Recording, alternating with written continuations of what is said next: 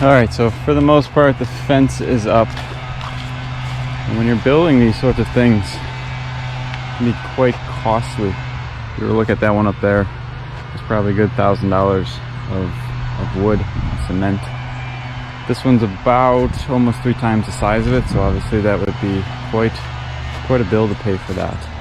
And it became more of an exercise to try to understand how to make this as cost effective as we could.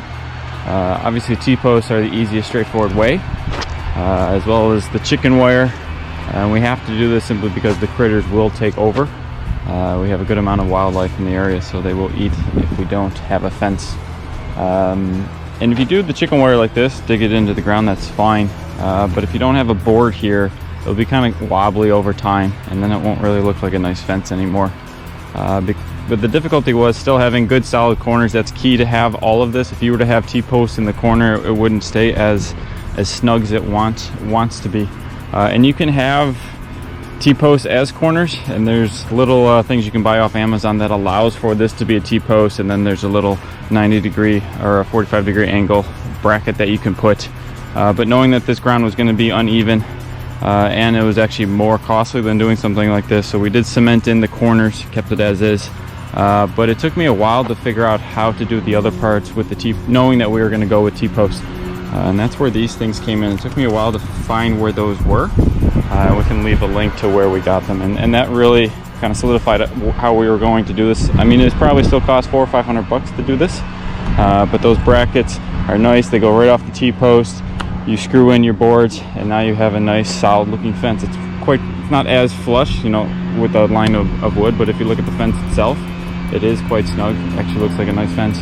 And it's temporary. If for whatever reason we don't want to do this, or if we want to expand, we just pull out the post and move forward. The last thing that I would want to do is do cement in all of these and then not want to have it anymore, or do something different. So it's a nice sturdy years solution without it being 100% permanent with concrete. So that was the easiest way to do this, and we just kind of stapled it all in. I'll put some furring strips just to make sure it sits snug. Put the zip ties to have everything nice and snug up to it, and that's kind of what it was. So this is about 75 foot long by 55 by 55 by 10, so it's quite a big fence for about $400.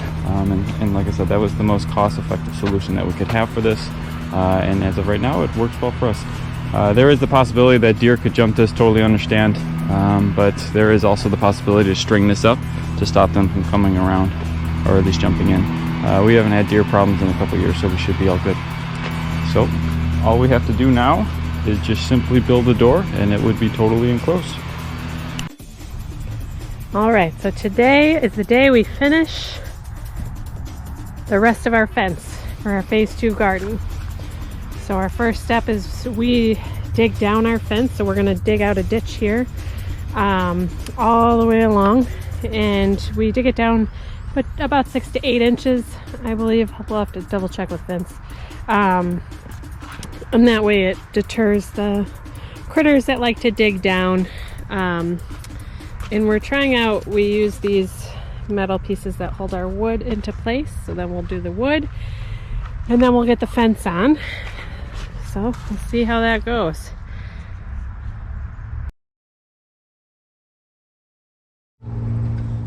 Okay, here's the first side we got done. We only go down just a handful of inches. Then we clean it up, put all the dirt on the inside, because we'll use that dirt then to help kind of weigh down and even out the fence. So there's one side and one side to go.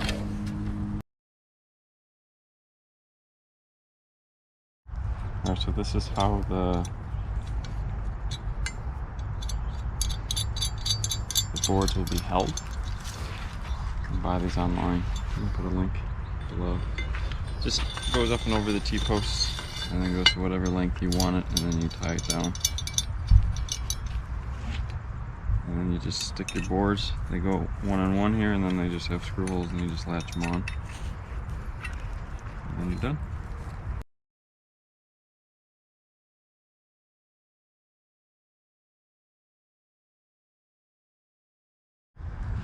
At the end of the the line at the corners. This is just the bracket we use to tie in the 2x4 into the corner.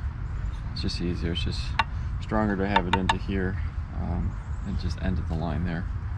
And that's just still based off the other 2x4 that's coming off the T-post. So we just screw them in, screw the 2x4 and that ends that line there. Now that we have the wooden frame up and everything set, the trench dug, we're going to put up the chicken wire fencing. So we use a staple gun and some zip ties to zip tie them to the pole, and we'll show you how that goes.